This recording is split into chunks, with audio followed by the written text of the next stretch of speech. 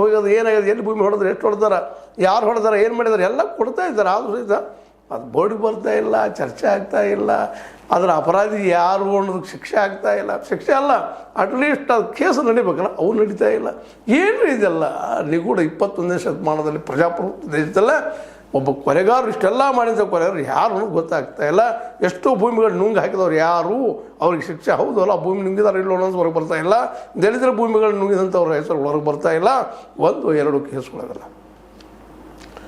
ಯಾವ ಪವಿತ್ರ ಸ್ಥಾನ ಇಡೀ ಜಗತ್ತಿಗೆ, ವಿಶೇಷವಾಗಿ ಅದರಲ್ಲೂ ಆಸ್ತಿಕರಿಗೆ, ಅದರಲ್ಲೂ ಹಿಂದೂ ಆಸ್ತಿಕರಿಗೆ ಪವಿತ್ರ ಸ್ಥಾನ ಆಗಿರೋ ಧರ್ಮಸ್ಥಳ ಇಷ್ಟೆಲ್ಲ ನಡೆದರೂ ಸಹಿತ ಅದು ಯಾರೂ ಸಿಗ್ತಾ ಇಲ್ಲ.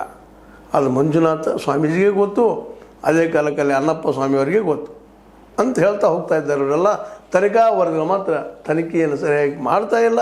ಸರ್ಕಾರಗಳು ಮುತುವರ್ಜಿ ವಹಿಸಿ ಮಾಡ್ತಾರೆ. ಯಾವುದೇ ಪಕ್ಷ ಇಲ್ಲ, ಇದೊಂದು ಪಕ್ಷ ಅಲ್ಲ, BJP ಇರಲಿ, ಕಾಂಗ್ರೆಸ್ ಇರಲಿ, JDS ಇರಲಿ, ಇವರೆಲ್ಲರೂ ಒಂದು ಅಭಿಪ್ರಾಯ ಷಡ್ಯಂತ್ರದ ಅಲ್ಲಿಯ ಒಂದು ಹಿರಿಯರು ಹೇಳಿದ್ರೆ ಹೆಸರು ಕೆಡಿಸ್ಬೇಕಾಗ್ಯದ. ನಾವು ಹಿರಿಯರ ಹೆಸರು ಕೆಡಿಸೋಕೆ ಹೊರಟಿಲ್ಲ, ಈಗ ಯಾರ ಹೆಸರು ಕೆಡಿಸ್ಲಿಕ್ಕೆ ಹೊರಟಿಲ್ಲ, ಅವ್ರಿಲ್ಲ ಅಂತ ಇಟ್ಕೊಂಡ್ಬಿಡ್ರಿ. ಆದರೆ ಮಾಡಿದವ್ರು ಯಾರು, ಕೊಂದವರು ಯಾರು, ಇದೆಲ್ಲ ಹೋರಾಟಗಾರರ ಪ್ರಶ್ನೆ.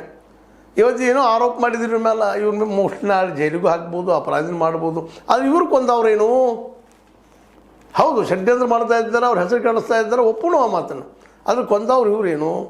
ಕೊಂದವ್ರು ಯಾಕೆ ಹುಡುಕ್ತಾ ಇಲ್ಲ, ಯಾಕೆ ಸಿಗ್ತಾ ಇಲ್ಲ ಅನ್ನೋದು ಅಲ್ಲಿ ಪ್ರತಿಯೊಬ್ಬ ಹೋರಾಟಗಾರದಷ್ಟಲ್ಲ, ಇಡೀ ಇವತ್ತು ರಾಜ್ಯದ ಜನರ ಒಳ ಮನಸ್ಸಿನ ಪ್ರಶ್ನೆ.